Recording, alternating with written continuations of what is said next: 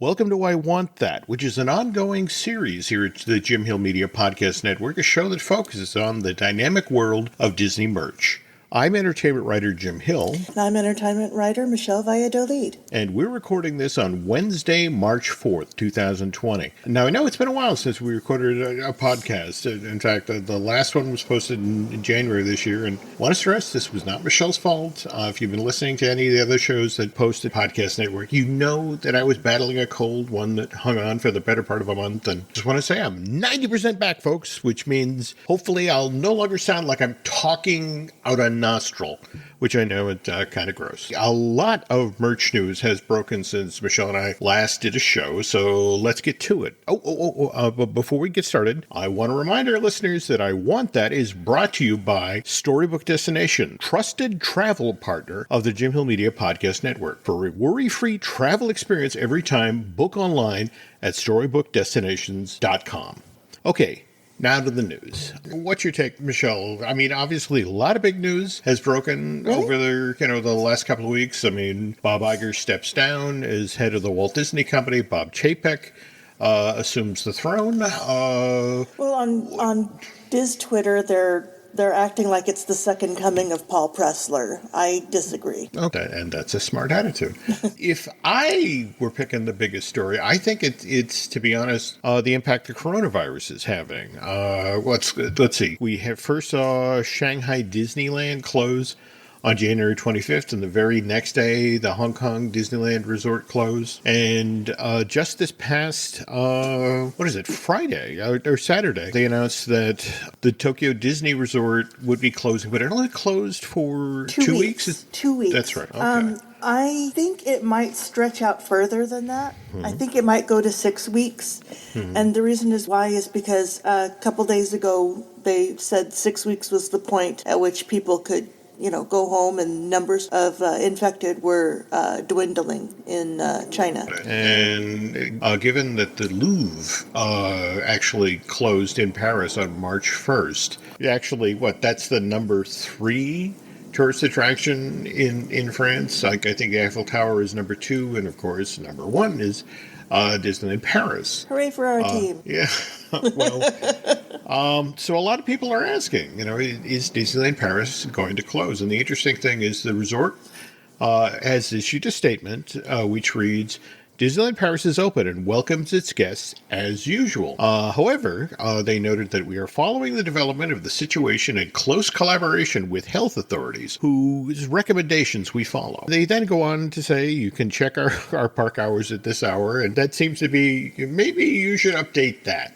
Just to drop by every day and check that one out. To double back to the Tokyo Disney resorts and this closure, now, do you think this is going to impact the Disney Easter thing? Now, I know on an earlier I Want That, you and I went into great length about all the special merch and, they do for this annual fest, which is scheduled this year from March 27th through June 12th, right? Correct. Okay. Now, out ahead of this week's show, you did your due diligence and went down to Little Tokyo in LA and picked up a copy of Disney Fan Magazine.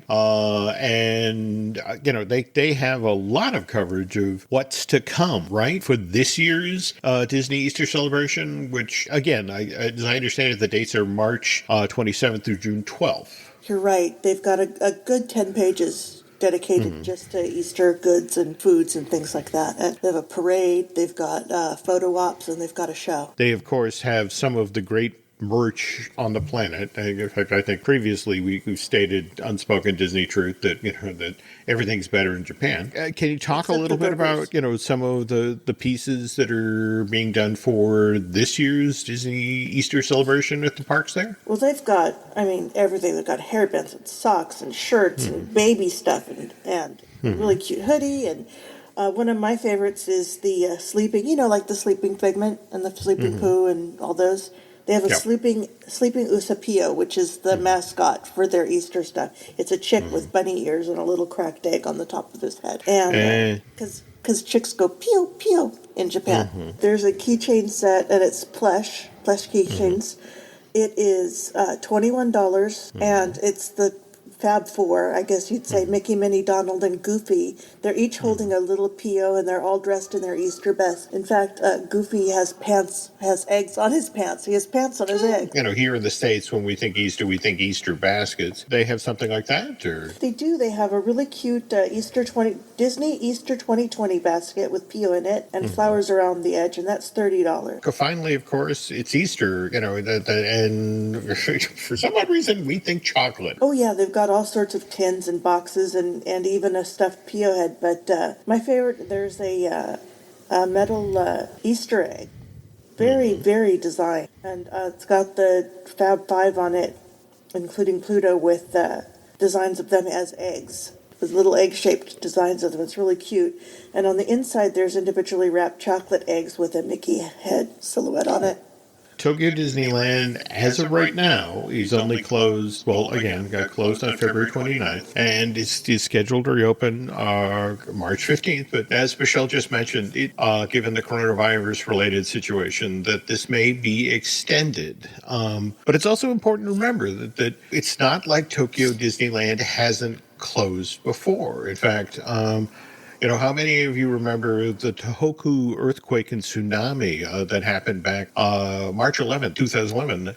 Now, that was a Friday, and the quake happened at 2:46 in the afternoon in Japan, and Tokyo Disney Seas and Tokyo Disneyland were both open at the time. There were 70,000 guests in the park at that time, Michelle, and who now couldn't go home because of all of Japanese transportation systems shut down for post-quake safety checks. Plus, there was the matter of the aftershocks. Right.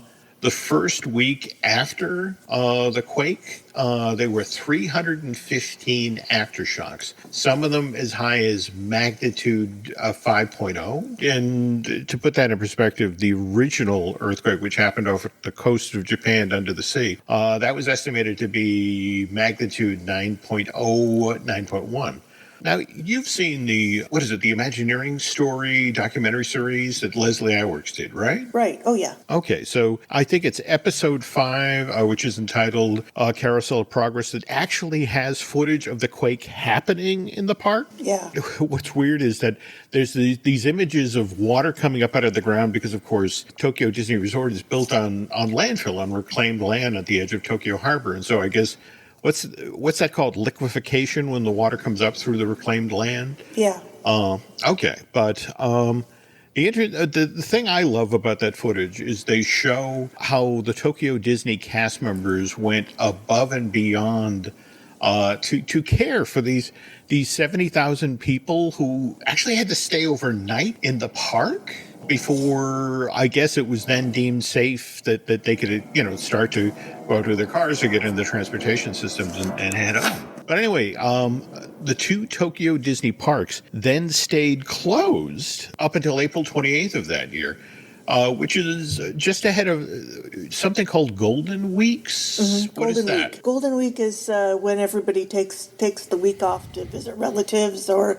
go on trips or celebrate. Got it. Okay, so long story short, the Tokyo Disney Resort's Easter celebration has been disrupted before, folks. So it's no biggie this time around. Michelle gets to go to LA's Little Tokyo when she's doing research for I Want That. Some of us don't get to go to cool places like that. Me, I went to the Merrimack Premium Outlets, which is this outdoor mall in southern New Hampshire, just 16 miles up from the Massachusetts border. Anyway, I dropped by there on February 28th. That was a Friday. We were shopping for Nancy's grandnephew, Abraham. He's going to turn 2 in a week or two. And it kind of kills me because he's just been introduced to Winnie the Pooh and has fallen in love with the character Tigger, so we pick up a plush. And it's only when we get home that we find out that on February 29th, the Disney stores, in honor of Leap Day, offered a 29% off discount on all Tigger plush because, of course, it's Leap Day. And so it's like, I don't know. Timing is everything, Jim. I'm not a very smart guy. Maybe if I bought more of that Disney wisdom stuff that, again, we talked about in an earlier. I don't think that'd be wise, Jim. The Disney wisdom stuff, at least based the stuff that's been remaindered at the Disney store that, again, we have at the Merrimack Premium Outlets, that stuff's been marked down by 40%, which suggests that maybe that didn't sell all that well, which again kind of puzzled me because Disney is doing it again. They've got a brand new come in the third Saturday of every month collection thing going. Have you heard about this? Minnie, the main attraction? Oh, yeah, I love those. I love the Space Mountain one. Yeah, can you describe that? It's the very first plush that they sold in January. She's kind of purplish, and she's got stars and galaxies on her ears, and her skirt is Space Mountain with the ridges and everything. Yeah, and that's kind of the gimmick for this particular collection. That every month they're going to celebrate a classic Disney theme park attraction. So, what is it? For February, they did Pirates of the Caribbean, and you and I were talking about that earlier. You know, her outfit is, this time around, is like Buccaneer gold. Right, exactly. And Spanish lace. For March, she's celebrating the Mad Tea Party. And they've got a full set of items this time around. They've got the plush doll that goes for $29.99. There's also a mini backpack that Loungefly is doing. You know, a different one every month, and those go for $90 a piece. Yeah, that's Loungefly prices.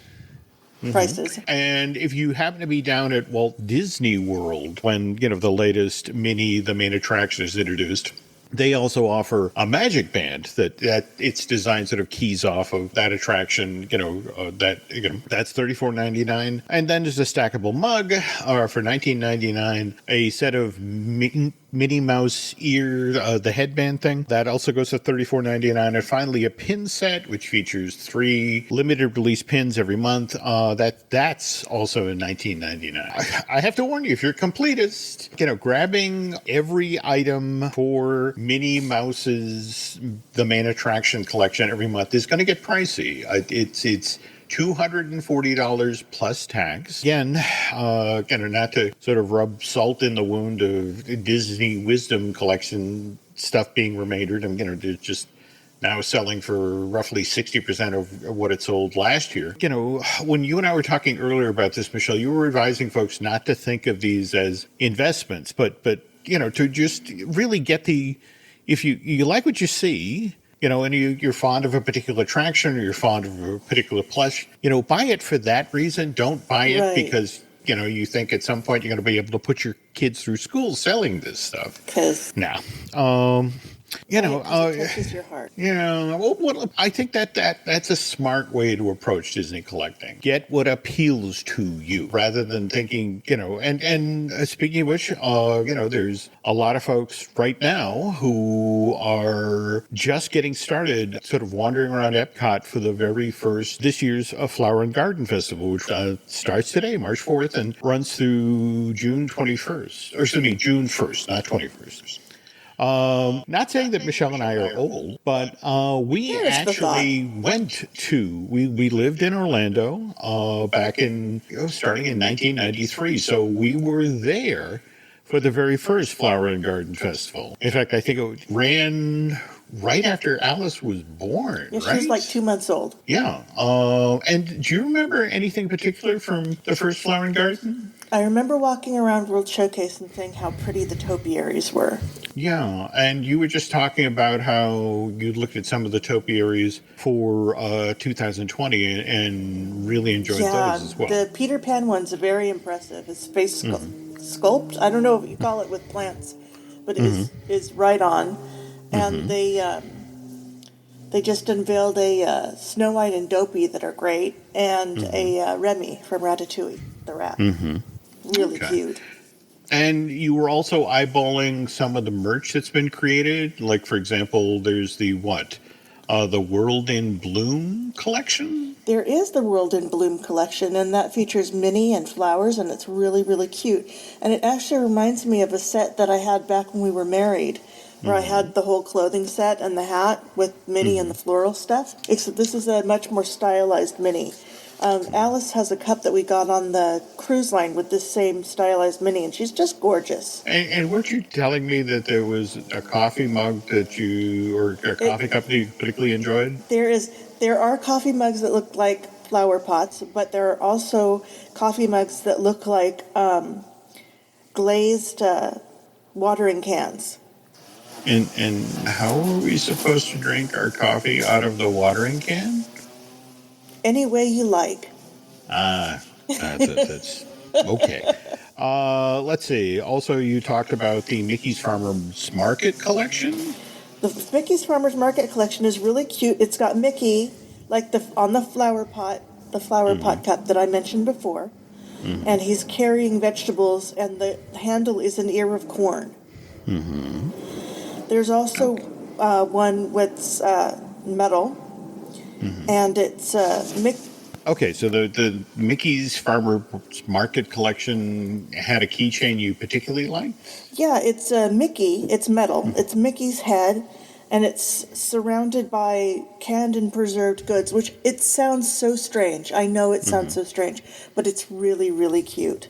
And then there's a homegrown hat that has Spaceship Earth Mickey and his basket of vegetables. Okay. But I think you said your favorite of the offerings from the merch point of view. Orange Bird. Orange Bird.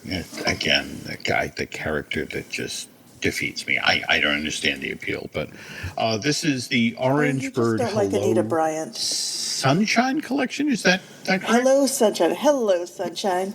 It's there's mini ears that have his head on one side and Hello Sunshine on the other, and the bow is green like an orange tree with pretty little orange blossoms sprinkled over it. Okay. And well, there's an Aloha shirt. There is a Spirit jersey.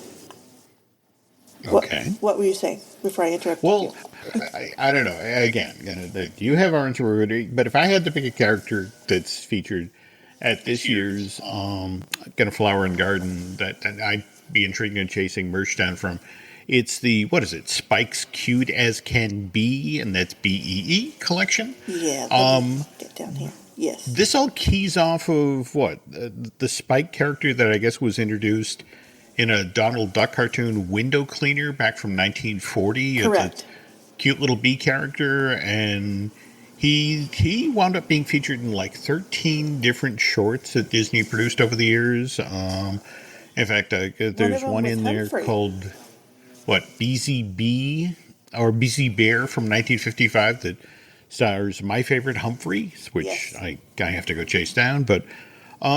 So what is in the Cute as Can Be collection? There is a stake, like you stick in your garden, with him on a sunflower. There is a really cute picnic blanket that looks like a messenger bag because it's got the tote and it hangs over, but then it unfolds into this really cool picnic blanket. And there's an ornament and there's a shirt. And then there's the annual pass holder collection.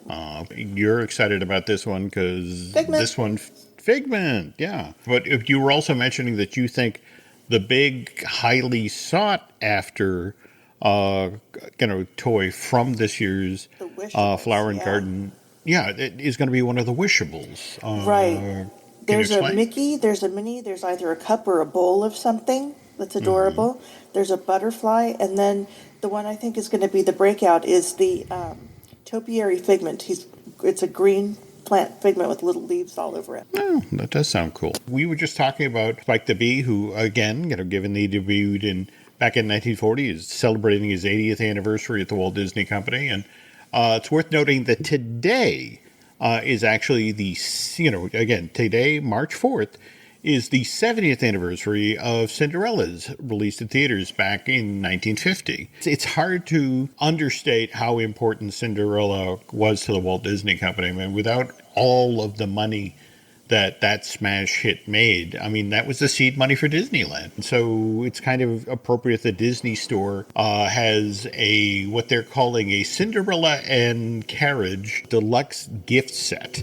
What's kind of cool about this thing is that it has a Cinderella in her classic blue dress with removable glass slippers. It also has, a pumpkin coach that can light up from within, and it even has a white horse with rooted hair in its mane and its tail. And what's kind of fun about it is that it has a bridle and a harness that can be removed, so you can play with it away from the carriage. The only problem, for me with this 70th anniversary collectible is its price point, which is $79.95, which seems a trifle steep for me for a toy you should be getting for a kid. Well, if your daughter was 4 and she wanted it, Okay. am I wrong? All right, you're not wrong. I'm not wrong. Now, speaking of Cinderella, the Magic Happens parade debuted at Disneyland Park back just this past Friday, February 28th. And while Cinderella isn't in the parade, it's first daytime parade Disney's had, a brand new daytime parade Disney's had in years. But her fairy godmother is in it, though I guess from what you were hearing, it's not that fairy, that fairy character that people are talking about, but it's rather Aurora. Her dress goes from Rose, pink to blue with that. Yeah, what's that about? It's the special material. It's kind of like the Autopia cars, and as the light hits it, it goes from pink to blue and back. Okay. So, and I think you were saying that you anticipate that Disneyland will eventually put out some merch related to Magic Happens that duplicates this effect, right? They have plenty of merchandise out now, but I really think that with all the buzz that dress has been promoting online, I think that it would be smart of them to put out some merchandise that does that same color shift. Well, can we talk about some of the merchandise they actually have put out for Magic Happens? Oh yeah, they've got some great mouse ears that has the logo and the main thing on the parade is this big purple sorcerer's hat with swirls on it. So they've got mouse ears with that, and they're fuzzy. That's $29.99. There's a really great raglan shirt that I love. It's kind of plain for most people. It's gray, and it's got purple sleeves. It's got Mickey down near the waist, and then over the heart it says Magic Happens. I love it. I think it's great. It's $36.99. There is a light-up tumbler that's a lot like that famous Epcot tumbler with the straw, and that's $19.99. And again, the hat is on top of that. Okay. There is a light-up ornament. It's one of those big mouse ear, Mickey Mouse shaped ones. It's purple. And then there's a limited release pin that's $15.99. And there's a pass holder exclusive pen that's $17.99. Oh, and the ornament is $27.99. This merch is only available in Disneyland Park, right? So I guess some of it might eventually show up at the World of Disney out in the downtown Disney area. I bring this up because I wonder how many of our listeners have actually made it to one of those Disney stores that were supposed to be built inside of Target. You remember this announcement? Yeah.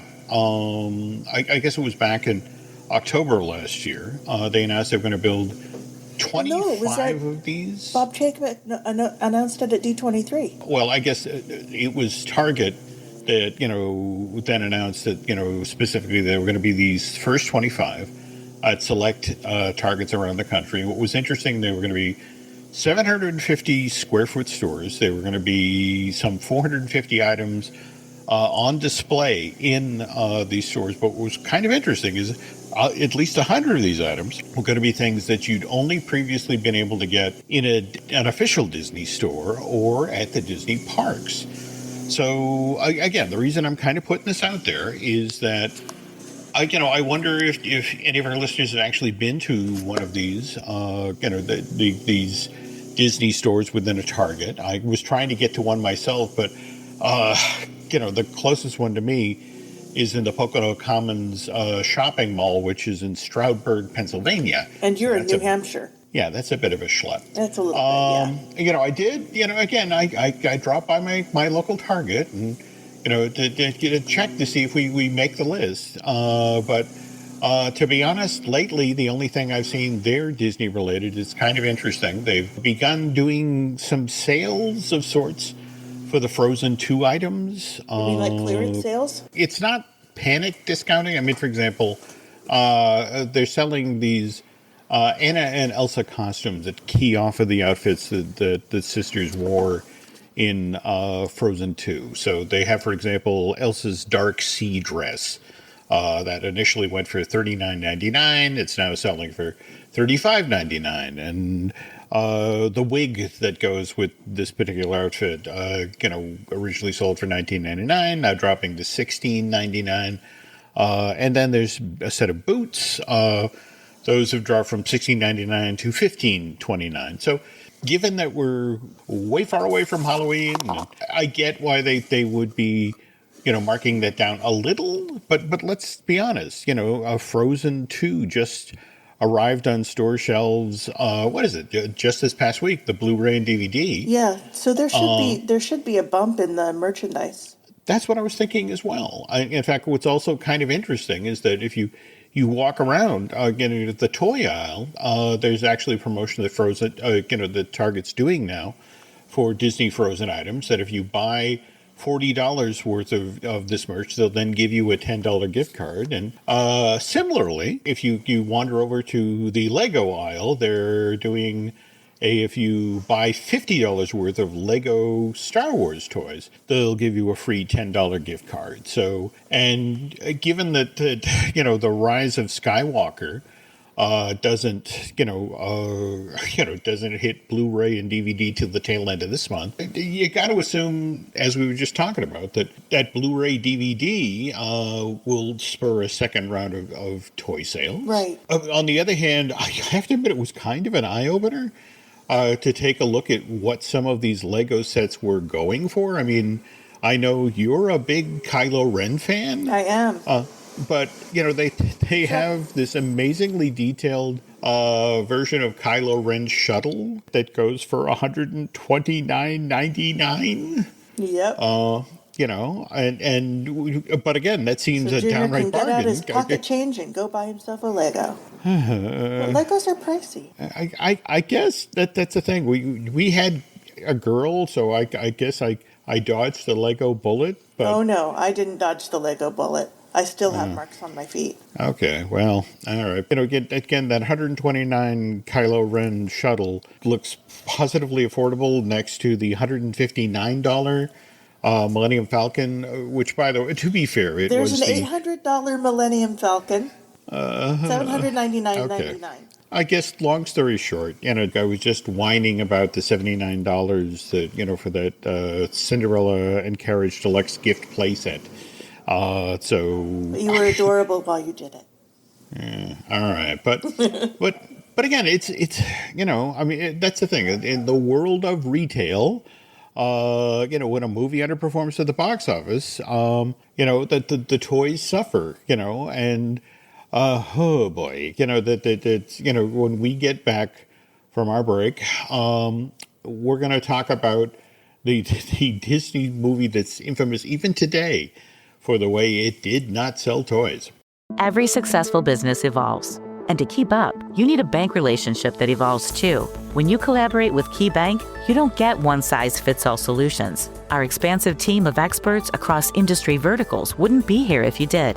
Always ready with bespoke solutions for your biggest challenges and opportunities. We know all businesses are different, and that's why we approach business differently. Reimagine business as usual. KeyBank opens doors. Learn more at key.com/B2B.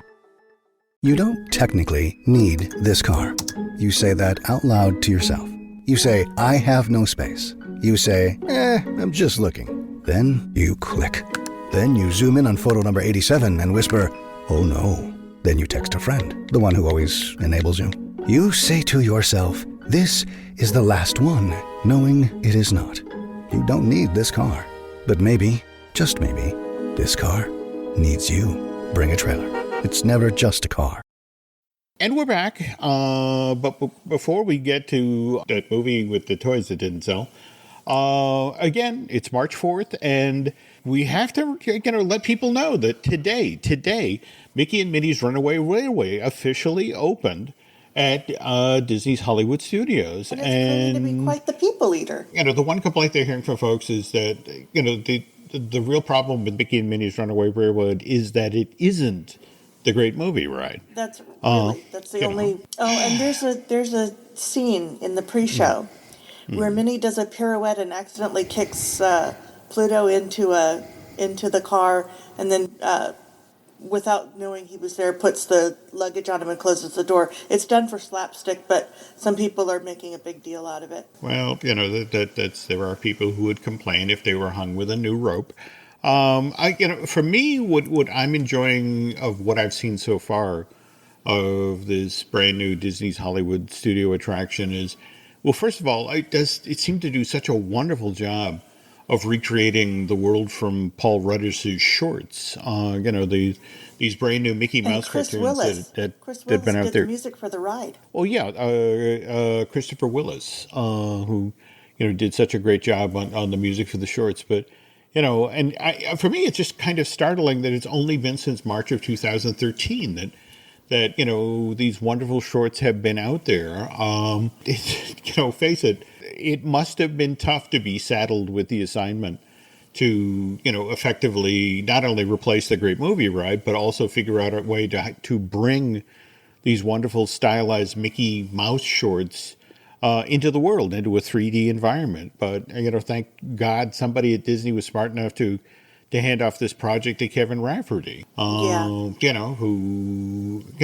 God, how long have we known Kevin at this point? Since the Sunny Eclipse days, when Alice loved Sunny Eclipse. She was about 2, I think. Wow. Yeah, so 1996. Wow. Okay. I sent him a drawing that she made of Sunny Eclipse, and he sent back an autographed picture from Sunny Eclipse.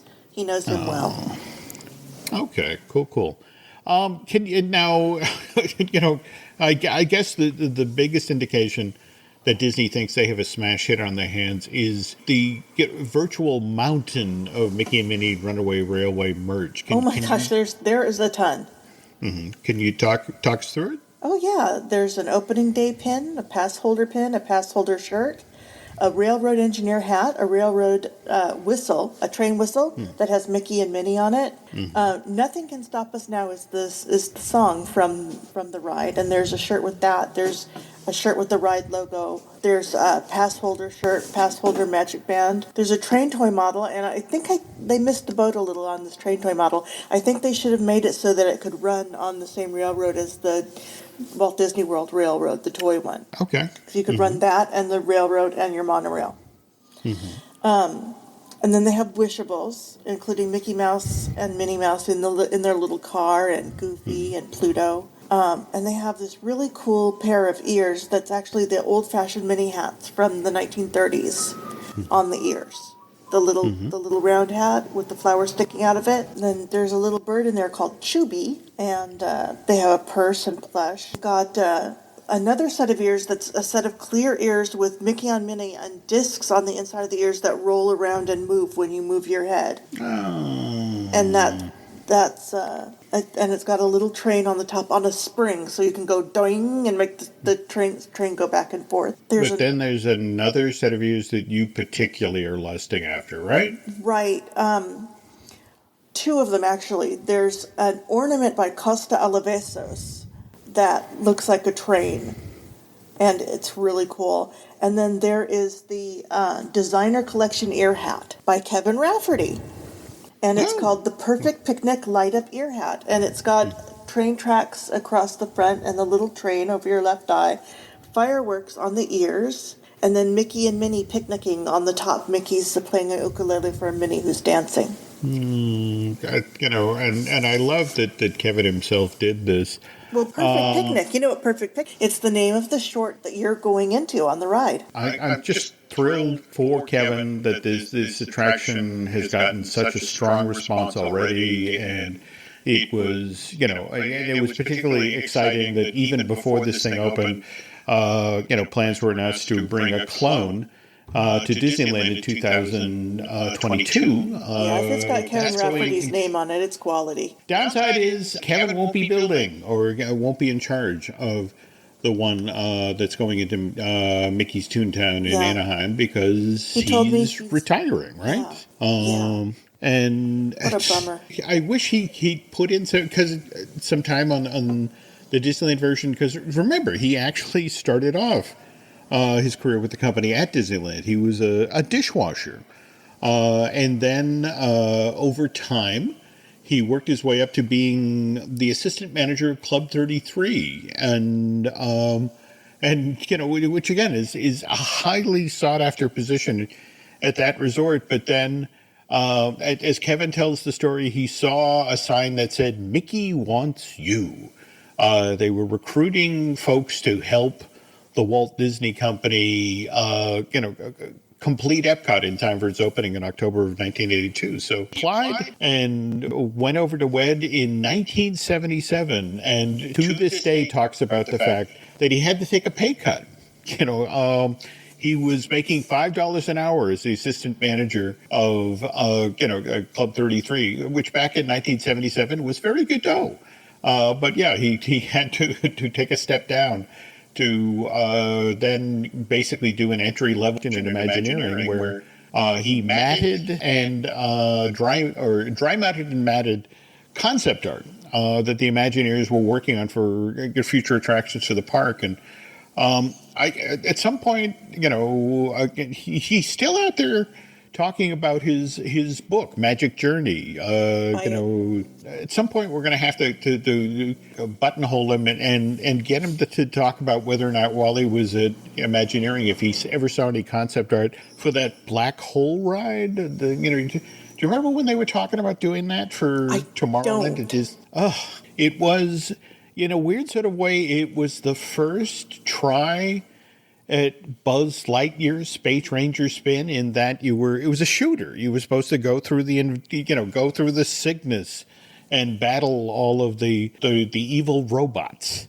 And, Black Hole came out in December of 1979, and the film itself cost $17 million to make. It only made worldwide $35 million. Oh, boy.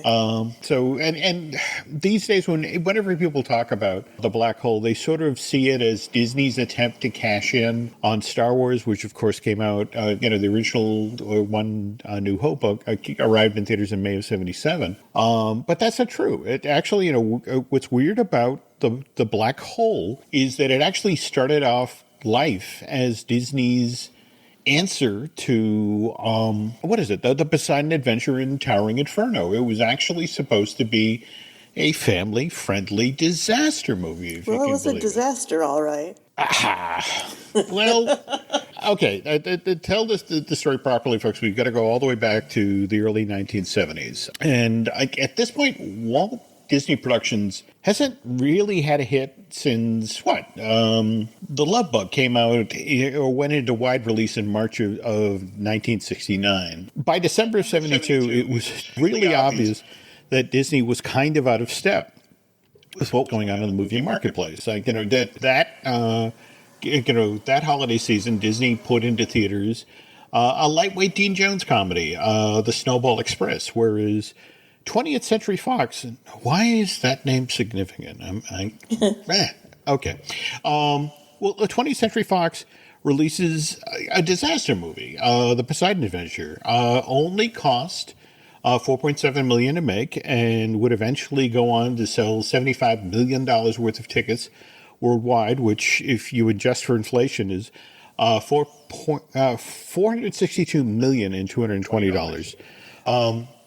On the other hand, Snowball Express only made $6 million at the box office, which barely covered the costs of making, releasing, and then promoting this Dean Jones movie. And here's Disney looking on as 20th Century Fox follows up Poseidon Adventure by teaming with Warner Brothers to make The Towering Inferno, which costs a little bit more to make. It's $14 million versus the $4.7 million that it cost to make Poseidon Adventure. But on the other hand, when it's released to theaters, it makes $91 million, which, again, if we're playing the adjusted for inflation game, That's $561,220, or excuse me, $2,020. And of course, that this will kind of resonate with you, Michelle. That what does Disney put in theaters for December of '74? But Islands at the Top of the World, Yes. which geez, the studio really had hoped was going to be a hit because that would have led to Discovery what Bay. what people had really hoped would save the parks. Give Disneyland this amazingly immersive new land. Was it your engagement gift to me that you bought that? They made prints of Tony Baxter's picture of Discovery Bay. Yeah, I think I still have that somewhere in the basement. It's a beautiful piece, but that movie cost $8 million to make and only made $10 million at the box office. So, and this is the thing, that this drove Winston Hibbler crazy. Winston is a guy who started at Disney back in 1942. He rose up through the ranks at the studio. You probably know his name from the True Life Adventure movies. He made a couple of the ones that won Academy Awards, The Living Desert, Vanishing Prairie, and White Wilderness. Again, he was there at Walt's elbow when Disney made movies that gave other studios in Hollywood a real run for their money. And and he was like, we can still be in this business. We can still compete with, the Warner Brothers in the 20th, centuries of the world. And in fact, he went to Ron Miller and said, look, disaster movies are in right now. And I think I have an idea for a family-friendly disaster movie. And, your Ron Miller history, Michelle. I mean, he was equally frustrated that Disney was so out of step with what was going on in Hollywood in, the 1970s. Yep. And so he, of course, he listened to Winston pitch. He loved it. And so, he immediately, puts this thing into development. So what's interesting is if we open the Walt Disney Productions annual report for 1974, we have a description of this then still in development disaster movie. And what it says is Winston Hibbler has begun work on the next epic adventure to be filmed at Disney Studios, Space Station 1. Not X1. Not X1, Space Station 1. And it's set in the year 2016. And this project calls for the far off year of 2016. But it will call for the organization's talent in special effects to capture the perils of a sophisticated space station which is virtually torn apart by a supernova shock and then drawn into a black hole in space. Torn apart by what? A supernova. Supernova. Which like I think I actually owned one of those. It's after my Ford Pinto. And no, according to the research I've done, supernova is basically the same thing as a supernova, which is an explosion caused by the collapse of a dying star, hugely destructive event. Hibbler spends the next year or so developing this family-friendly disaster film for Disney, and which again is supposed to make Disney competitive with 20th Century Fox. Again, that name. What about that name? And Warner Brothers, with the idea that this will then be Disney's Poseidon Adventure, Disney's Towering Inferno, and make no mistake, folks. The executives at Walt Disney Productions back in the mid-1970s were obsessed with those two movies. How do I know? When the studio went to go make Pete's Dragon, which was Disney's first big live-action movie musical since Bedknobs and Broomsticks, so that was released to theaters in December of 71, who did they hire to write the music? Not Disney's old standbys, Richard B. and Robert M. Sherman. I mean, Academy Award winners, those guys are losers. Who do they go with? The songwriting team of Al Kasha and Joel Hirshon. Now, you probably don't know those names, but the reason Disney hired Kasha and Hirshon to write songs for Pete's Dragon, this was back in October of 75, the reason they did that was because Al and Joel had first written There's Got to Be a Morning After, that's the Academy Award-winning theme song to the Poseidon Adventure, and then Kasha and Hirshon went on to write We may never love like this again. Boy, if there was ever a song title of it in the 1970s. But anyway, we may never love like this again, which would, if believe it or not, was the Academy Award-winning theme song for the Towering Inferno. Now the story, I swear to God, it's going to take a weird turn, but seriously, this actually happened. It turns out Al and Joel were supposedly two very superstitious guys. So much so, because they wanted to keep their streak of Academy Award-winning songs going, Kasia and Hershon decided that at least one number that they wrote for Pete's Dragon would have to reference their earlier hit films, the two disaster movies they worked on, The Poseidon Adventure and The Towering Inferno. Which brings us now to Candle on the Water, which, by the way, did actually get nominated for Best Song at the 50th Academy Awards in 1977. Only to lose that year's Oscar to You Light Up My Life. Talk about your 1970s song titles. Yeah. But here's the thing: when us civilians listen to "Candle on the Water," what do you think of? Helen Reddy, she's up there singing in the lighthouse. But when Al Kasia and Joel Hershon, what they heard whenever they heard that song played, they first heard a reference to the Towering Inferno, a candle, which is what a tall building looks like when it's on fire. Oh dear. And then a reference to the Poseidon Adventure as in water, because that movie features a giant ocean liner that that capsizes when it hits by a rogue wave out in the open water. I swear to God, folks, this is a true story. If you don't believe me, go out and pick up a copy of Al Kasia's memoir, Reaching the Morning After, which Nelson Incorporated published back in 1986. And this is where Kasia initially shared the secret meaning of Candle on the Water. So they're working on the score, starting in October of 1975. Meanwhile, Winston Hibbler is chugging away on again, family-friendly disaster film, Space Station One. So, in a report comes out tail end of 1975. It now mentions Space Station One is in long-range planning for production in 1977. Will be the most ambitious live-action feature the studio shot to date. Truly fantastic science fiction story, co-produced by Winston Hibbler. An incredible robot joins the daring rescue of the personnel aboard a doomed Earth station, which is steadily being drawn into a black hole in space. And once again, the film will provide a special challenge to the studio's talented special effects department. I love that line, in the description of a black hole in space as opposed to those pesky black holes that pop up in the kitchen. Right. In the hallway. Sorry. There's an Aurora Borealis in your kitchen. May I see it?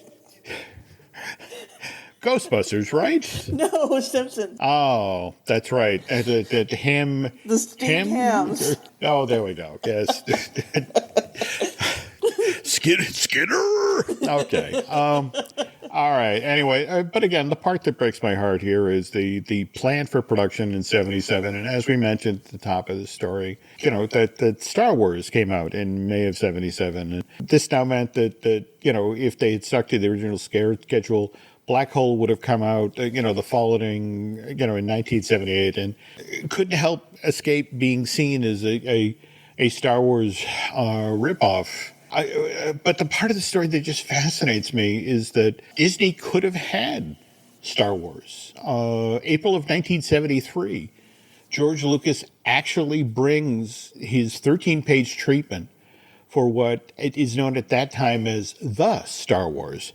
And there's this great book called Carrie Fisher and Debbie Reynolds, Princess Leia and the Unsinkable Tammy in Hell, written by Darwin Porter, where they share a quote from an interview that George Lucas did at one point, and he talks about bringing this pitch to Disney, and he says, I won't say those Disney executives tossed me out of my ass, but they did show me the door very quickly. And so Disney had the chance, to have Star Wars in April of 1973, but they let it slip through their fingers.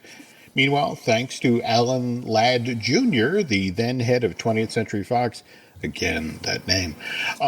George, George got the money he needed to make A New Hope, and by March of 1976, he's out in the desert of Tunisia, shooting scenes that are set in Tatooine, whereas Space Station One, that project suffers a huge setback in August of 1976, and because Winston Hibbler, again, the veteran Disney producer who dreamed up this whole family-friendly disaster film, he dies at the age of 65. It's at this point that Space Station One really starts to go off track. Of course, when Star Wars finally comes out, everyone in Hollywood, including Disney, is like, how do I get me one of them?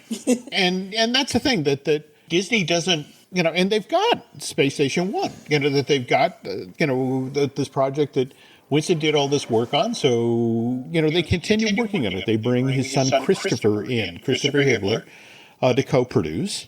They also hire Jeb Rosebrook, who, up until this point, Jeb's professional career as a writer is that he's done 4 episodes of The Walt. So, of course, he's the perfect guy to come in and work on a science fiction fantasy film. And it gets worse because, of course, Disney is looking at Star Wars, and all the money they're making off of the toys. And remember how in the initial description of this project, it was one heroic robot. If you look at Star Wars, there's all sorts of robots, and there's all sorts of ships. And suddenly this film really starts to get distorted. In fact, supposedly, it's not just make it more like Star Wars, but also Jeb's getting notes to the effect of make this something that will actually fit in with the Disney library. Make it more like 20,000 Leagues Under the Sea. So it's now 20,000 Leagues Up in Space. And so, now, and now the name of the project changes. It goes from Space Station One to Space Probe. Because, of course, Space Probe sounds like Star Wars. And Space Probe is in Space Mountain. Space Probe is in Space Mountain. Okay, that's we'll fold that into the mix here. I think the thing particularly kind of doomed Black Hole was that at some point Disney realized that, well, wait a minute, if we make it too obviously a rip-off of Star Wars, people will hammer on us for that. So let's fold in a good chunk of 2001: A Space Odyssey, which brings us to the end of the movie, which is set up literally we're 2 minutes into the movie, and they put up a hologram of the black hole, and Ernest Borgnine's Harry Booth character has one of the worst descriptive lines in the history of Hollywood. It's like, wow, right out of Dante's Inferno. And that line is in there to set up the end of the movie, which, if you remember, the imagery is very religious for a Disney film. There's that moment where you get to see Maximilian Schell's Dr. Hans Reinhardt character. He's effectively in hell, surrounded by flame and dark minions, and then they transition basically to a set of stained windows, and with an angel superimposed flying through these things, and yet the end that was supposed to pay off all of this, Disney tested and got such a bad response in previews they cut it out of the movie. Have you heard about this, Michelle? Yeah, you told me yesterday, but no, please. Okay. Tell them. All right. I still don't believe it. Okay, here's the setup. Okay, all right. How many of you folks are familiar with, Michelangelo's The Sistine Chapel? In particular, the fresco, The Creation of Adam. It's perhaps the most famous image out of the Sistine Chapel. The majesty It shows of the Sistine ceiling. There we go. The ceiling of the Sistine Chapel. So this fresco depicts the hands of God and Adam nearly touching, and so if you remember the end of the black hole, toward the very end of this massive effect scene, you see the probe ship flying into this bright white space. And what was then supposed to happen is, this probe ship basically disappears, but you're looking at this bright white space, but the camera begins to pull back and pull back and pull back. And then you notice these two images coming in from in the side of that white void. And as the camera continues to pull out, you realize, oh my God, that's the finger of God and the hand of Adam. And it pulls out, and you're suddenly looking at the fresco in the ceiling of the Sistine Chapel. And then eventually the camera drops to the floor of, the chapel. And who's looking up at the ceiling of the Sistine Chapel but Yvette Menu's Kate McRae character. And, and then it's over. I mean, that was the end of the movie. And, the lights came up, and as I understand it, at the test screening, the audience damn near rioted, because it's like, what? There were robots. There were flying meteors. How were we in the Sistine Chapel? And it's like, okay, we need a new ending. Anyway, we were talking earlier about, Disney spent $17 million to make this, which was huge money. Back in 79, the original Star Wars, only cost $11 million. Black Hole makes 35.8 million worldwide, whereas the original Star Wars makes 410 million, worldwide, which is the equivalent of 1.2 billion today.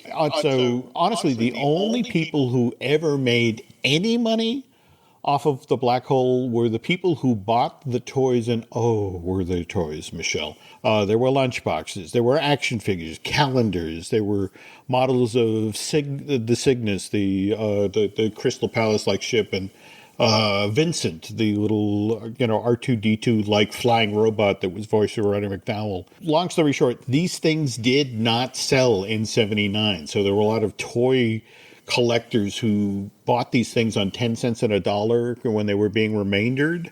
And they're now, if you go over to eBay right now, these black hole toys, individual action figures, are selling for $250 a piece. So to kind of bring this full circle, maybe you should go buy, that Disney Wisdom stuff. Because who knows, 40 years from now, there may be somebody who needs a stackable mug.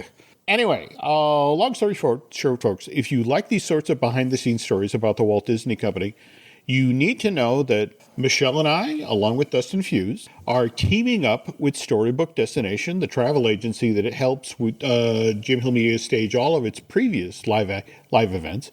We're doing another get-together this November. So please mark your calendars for November 13th through the 16th, which is when we're going to be doing, God help us, Jim's Disney Spring Thing. I love it. I don't know about that name.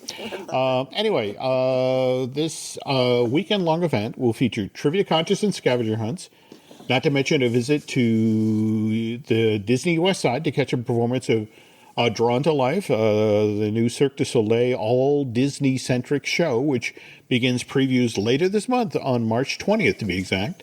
We'll be talking about the history of the late, great Pleasure Island, which Michelle and I were very friendly with the cast of that show. In fact, there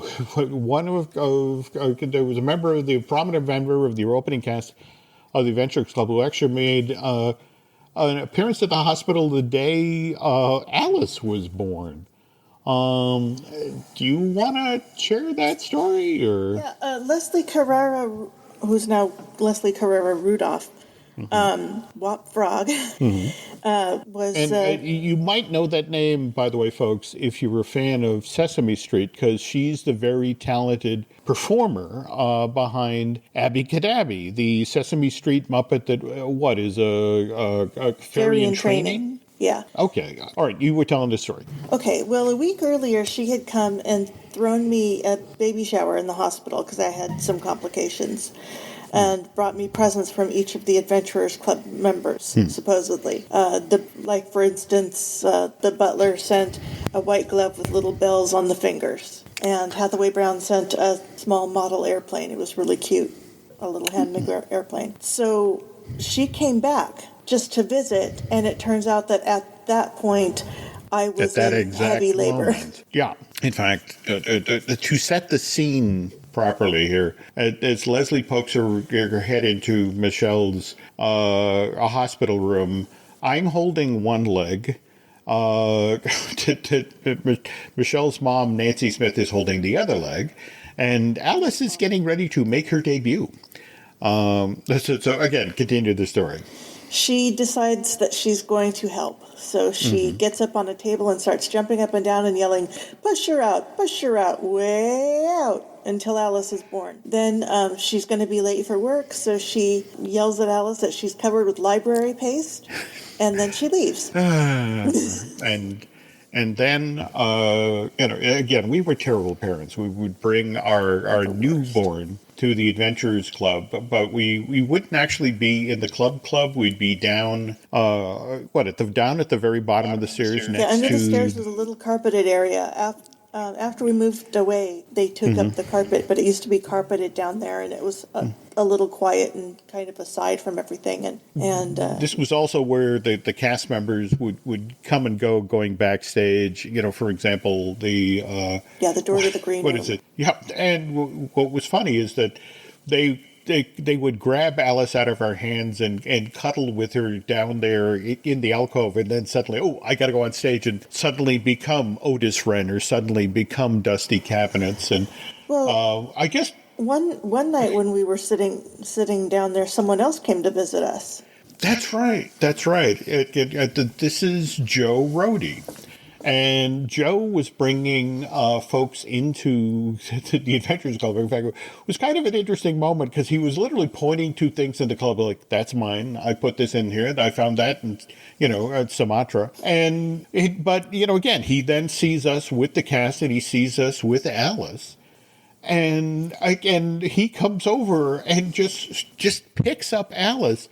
And I guess because his own son was about 9 months old at the time, and Alice was about 5 months. Yeah, and it was one of these things that was like, I need a fix. I need a baby fix. I haven't seen my son in so long. And he was working on Animal Kingdom. But again, it was just, we were, again, there was a whole club full of drinking and carousing, but down here was this little quiet corner full of touchy-feely actors and creative types who missed babies. And so, long story short, we had a very weird connection with the cast of the Adventurers Club, but we'll get to that at this event in November. Not only that, we will talk about Disney Boardwalk, the original version of Disney Boardwalk, with the Imagineers originally planned to be basically Pleasure Island 2, right? It was going to be a nighttime entertainment district with a... It was. And they'll hear my story about when I took a boat out on Crescent Lake to sunbathe. Okay.